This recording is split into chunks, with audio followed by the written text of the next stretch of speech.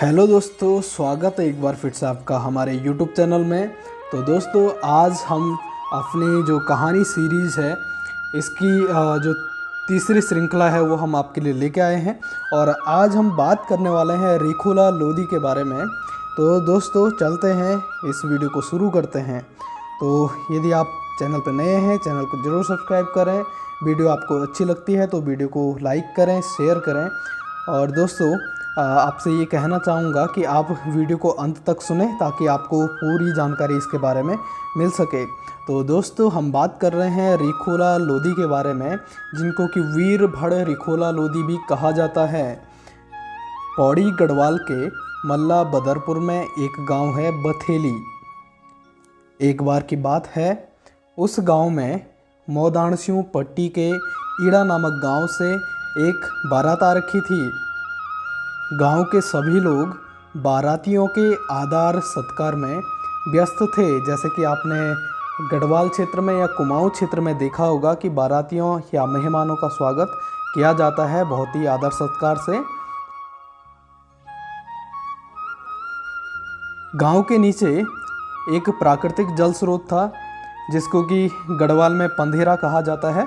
और आप लोग ज़रूर कमेंट बॉक्स में लिखें आपके यहाँ उस प्राकृतिक जल स्रोत को क्या कहा जाता है। उस पंधेरे में एक पीतल का बड़ा सा बर्तन, जिसको कि गढ़वाली में गेड़ा कहा जाता है, वो रखा हुआ था। जब वो बर्तन पानी से पूरा भर गया तो गांव के लोग सोचने लगे कि इसको 1 किलोमीटर की चढ़ाई वाले स्थान से कैसे लड़की के घर तक पहुंचाया जाए। कई लोगों ने मिलकर प्रयास किया, लेकिन वो इस गेड़ा को ले जाने में नाकाम रहे। वहाँ पर कई लोग एकत्रित हो गए। उसी समय एक 14 साल का लड़का वहाँ पहुँचा। उसने कहा, क्या मैं इस गेड़ा को दुल्हन के घर तक पहुँचा दूँ?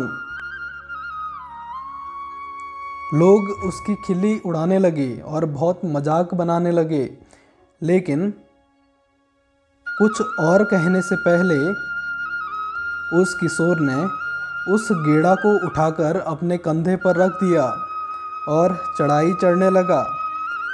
लोगों को विश्वास नहीं हो रहा था, लेकिन जो सच था वो सामने था। उस किशोर ने पानी से भरा हुआ वह विशाल बर्तन दुल्हन के घर में पहुंचा दिया। लोग बारात की बात तो भूल ही गए, वे तो उस युवा की जय जयकार करने लगे। गांव वालों ने उस युवा को पालकी में बैठाया और सारे गांव की परिक्रमा की। उसके बाद भैरव देवता के मंदिर में जाकर पूजा की। उस पूरे क्षेत्र में ये बात आग की तरह फैल गई कि बथेली गांव में एक नया वीरभड़ पैदा हो गया है। इस वीर बालक का नाम था रिखोला लोदी, जो बचपन से ही बेहद साहसी और ताकतवर था। बथेली गांव के थोकदार भौं सिंह के घर में सन 1590 में जन्मे थे रिखोला लोदी। रिखोला लोदी के जन्म के लिए माँ ने कई तरह की पूजा अर्चना की, कई तरह के व्रत रखे, कई मंदिरों में मत्था टेका, तब जाकर पैदा हुआ था रिखोला लोदी। रिखोला जब 16 साल का था, तब उसके पिताजी के लिए गढ़वाल के राजा का संदेश पहुंचा। रिखोला के पिता भौं सिंह समझ गए कि उन्हें किसी युद्ध में जाना होगा। भौं सिंह ने अपनी पत्नी से कहा कि मैं युद्ध क्षेत्र में जा रहा हूँ, और अगर मुझे वीरगति प्राप्त हो गई तो तुम सती नहीं होना, तुम रिखोला का ध्यान रखना। जैसे ही भौं सिंह श्रीनगर पहुँचा, राजा ने उन्हें तपोवन जाने के लिए कहा, जहाँ की जमीन सिरमौर के राजा ने हथिया ली थी। दोस्तों, ये वही सिरमौर है जिसको वर्तमान में हिमाचल कहा जाता है। रिखोला के पिता भौं सिंह के साथ हुड़की बजाने वाला भी था और उसने कहा, जब मैं भड़वाली ताल बजाऊंगा तो आप मिर्च फेंक कर युद्ध शुरू कर देना। होता वही है, जो हुड़के वाला होता है वो भड़वाली ताल बजाता है और रिखोला लोदी के पिता भौं सिंह मिर्च उड़ा देते हैं और युद्ध शुरू कर देते हैं। वहाँ पर दोनों तरफ से बहुत ही भयंकर युद्ध लड़ा गया, जिसमें भौं सिंह विजयी रहता है। भौं सिंह ने तपोवन में गढ़वाल राज्य के प्रतीक के तौर पर बद्रीनाथ का ध्वज दिया। वहाँ पर ध्वज लगाने के बाद जो राजा थे वो शेष धारा में स्नान के लिए चले गए। दोस्तों, सिरमौर राजा तथा सेनापति त्योणा नाई भागकर अपनी जान बचाने में कामयाब रहे। भौं सिंह जब शेष धारा में नहा रहे थे तो इन दोनों ने छिपकर उन पर वार किया और भौं सिंह को मार दिया। वे बद्रीनाथ का झंडा तथा कैलापीर देवता का नगाड़ा लेकर सिरमौर चले गए। दोस्तों, जो कैलापीर देवता हैं उन्हें ही बूढ़ा केदार कहा जाता है। भौं सिंह की मृत्यु के बाद अब रिखोला पर परिवार संभालने की जिम्मेदारी आ गई। कुछ समय के पश्चात रिखोला की शादी हो जाती है। रिखोला अपना अधिकतर समय खैरासैंण में अपने बाग में बिताते थे और वहीं पर काम करते थे। उधर दूसरी तरफ श्रीनगर में सन 1631 में महीपति शाह राजा बन गए। वह तिब्बतियों की लूटपाट से बहुत ही परेशान थे। उनके प्रमुख सेनापति वीरभड़ माधो सिंह भंडारी थे। माधो सिंह भंडारी के कहने पर सारे राज्य के वीरों को श्रीनगर बुलाया गया। रिखोला लोदी को भी संदेश पहुंचाया गया तो रिखोला लोदी भी श्रीनगर आ गए। राजा महीपति शाह ने तिब्बतियों को हराने की जिम्मेदारी रिखोला लोदी को सौंप दी। रिखोला लोदी सेना लेकर पर्वतों को लांघ कर तिब्बत की सीमा पर पहुंच गए। उनके सामने तिब्बतियों की एक भी नहीं चली और रिखोला जीतकर श्रीनगर पहुंच गए। जैसे ही रिखोला श्रीनगर पहुंचे तो राजा ने उन्हें दक्षिण की सीमा की रक्षा का जिम्मा सौंपा, क्योंकि रिखोला दक्षिण गढ़वाल का ही रहने वाला था। जब रिखोला युद्ध से घर पहुंचा तो उसकी माता और पत्नी बहुत खुश होती हैं। अब उस क्षेत्र में चारों तरफ रिखोला की जय जयकार होने लगी। माधो सिंह भंडारी जब तक सेनापति था तब तक सिरमौर के राजा की गढ़वाल की तरफ झांकने की हिम्मत नहीं हुई। जैसे ही माधो सिंह भंडारी तिब्बत की लड़ाई के बाद स्वर्ग सिधार जाते हैं तो सिरमौर के राजा का साहस बढ़ जाता है और उसके सैनिक गढ़वाल की सीमा में घुसकर लूटपाट करने लगे। ऐसे में राजा महीपति शाह को रिखोला लोदी की याद आती है। उन्होंने तुरंत रिखोला लोदी को श्रीनगर बुलाया और सिरमौर पहुंचने का आदेश दिया। रिखोला जब घर से निकले तो उनकी बाईं आंख और बाईं भुजा फड़कने लगी। रिखोला समझ गया कि कुछ न कुछ अपशकुन होने वाला है, तो वो कुछ आगे तक गए और खेतों में रात बिताकर वापस घर लौट गए। जब सुबह घर पहुंचा तो माँ ने बेटे को देखा तो उसने कहा, क्या तुम घर में मुंह छिपाकर मेरे दूध की लाज रखोगे? अगर देश की रक्षा करने में जान भी चली गई तो जान देना, पर कायरों की तरह पीठ मत दिखाना। रिखोला की माँ रिखोला को कहती है, जा सिरमौर जीत कर आ, नहीं तो मुझे मुंह मत दिखाना। अब रिखोला समझ जाता है कि उसने बहुत बड़ी गलती कर दी है।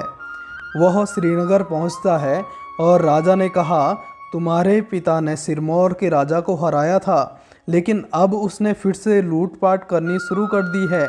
इसीलिए हे रिखोला, तुम जाओ और सिरमौर जीत कर आओ। रिखोला लोदी सेना लेकर सिरमौर पहुंच जाता है। जैसे कि आपको पता है, रिखोला लोदी बहुत ही साहसी और वीर होता है। वहां उसने कत्ले आम मचा दिया। सिरमौर की सेना भागने लगी। सिरमौर राज्य में लोग डर के मारे कांपने लगे। कहा जाता है कि रिखोला लोदी ने सिरमौर राज्य के लोगों के घरों के ऊपर की मुंडेर, यानी कि जिसको गढ़वाली में धुरपाली कहा जाता है, धुरपाली भी उजाड़ दी। रिखोला ने सिरमौर के राजा से कैलावीर का नगाड़ा और बद्रीनाथ की ध्वजा छीन ली। सिरमौर की सेना और प्रजा ने सौगंध खाई कि वह कभी गढ़वाल में लूटपाट नहीं करेंगे। कहते हैं कि सिरमौर में रिखोला लोदी ने ऐसा आतंक फैलाया कि वहाँ के लोगों ने कसम खाई कि जब तक सिरमौर में कोई ऐसा वीर पैदा नहीं होगा, तब तक वो ना तो अपने मकानों की मुंडीर बांधेंगे, या हम कह सकते हैं ना तो अपने मकानों की धुरपाली बांधेंगे, और ना ही गढ़वाल क्षेत्र पर कभी आक्रमण करेंगे। यहाँ तक कि सिरमौर की महिलाओं ने भी कसम खाई कि वो अपने लहंगे का नाड़ा तब तक नहीं बांधेंगी जब तक यही काम गढ़वाल क्षेत्र में नहीं हो जाता है। लेकिन सिरमौर की प्रजा और वहाँ की महिलाओं की सौगंध कभी पूरी नहीं हो पाई। सिरमौर को जीतकर रिखोला लोदी जब श्रीनगर पहुंचा तो राजा ने उनका बहुत स्वागत किया। उन्हें दक्षिण की जागीर दे दी। अब महिपति शाह के दरबारी उनसे ईर्ष्या करने लग गए। पवाड़ों में कहा जाता है कि इसके बाद रिखोला दिल्ली जाकर वहाँ से दिल्ली दरवाज़ा उखाड़ लाए थे।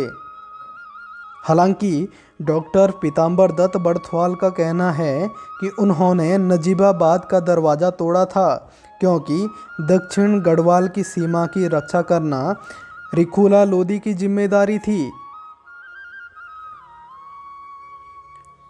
नजीबाबाद के लुटेरों को सबक सिखाने के लिए रिखोला लोदी ने जिस स्थान पर अपनी दक्षिणी सेना तैयार की थी उसका नाम था रक्षिणी, और उस स्थान को कहा जाता है रिखणी खाल, जो कि वर्तमान पौड़ी जनपद में पड़ता है।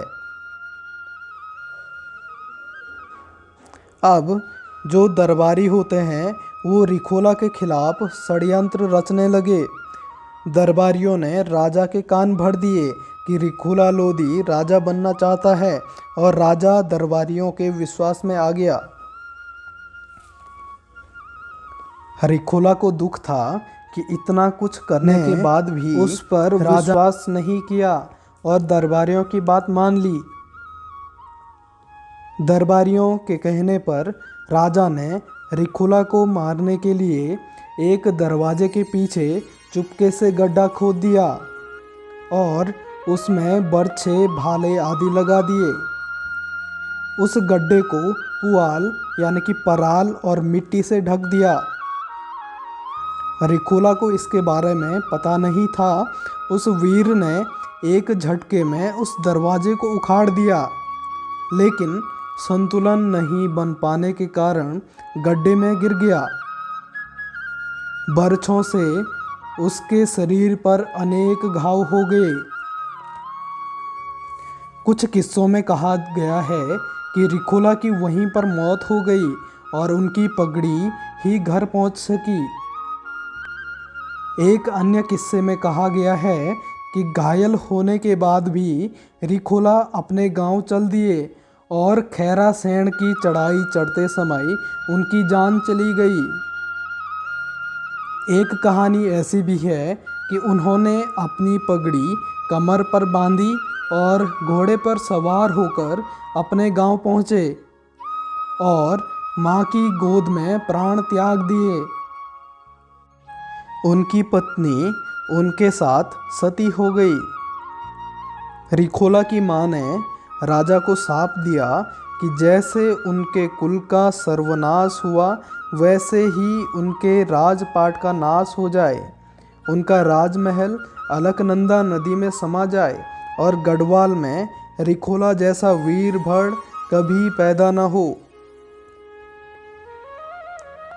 राजा को जब दरबारियों का षड्यंत्र पता चला तो उन्हें बहुत दुख हुआ कि उन्होंने एक देश प्रेमी वीर की जान ले ली। राजा कुछ समय के लिए पागल सा हो गया था।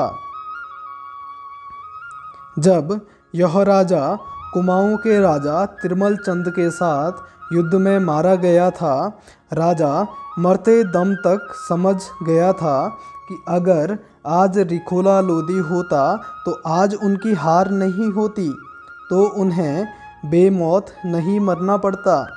लेकिन रिखोला लोदी का नाम हमेशा के लिए अमर हो गया। रिखोला जैसा वीर हमेशा पैदा नहीं होते। इस महान वीर को सत सत नमन है। तो दोस्तों, ये थी रिखोला लोदी की कहानी, और यदि आपको ये कहानी पसंद आई तो ज़रूर कमेंट बॉक्स में कमेंट करें और ज़रूर लिखें कि आपको अगली कहानी किसके बारे में सुननी है। मिलते हैं नेक्स्ट वीडियो में। See you soon, good luck, bye bye, take care.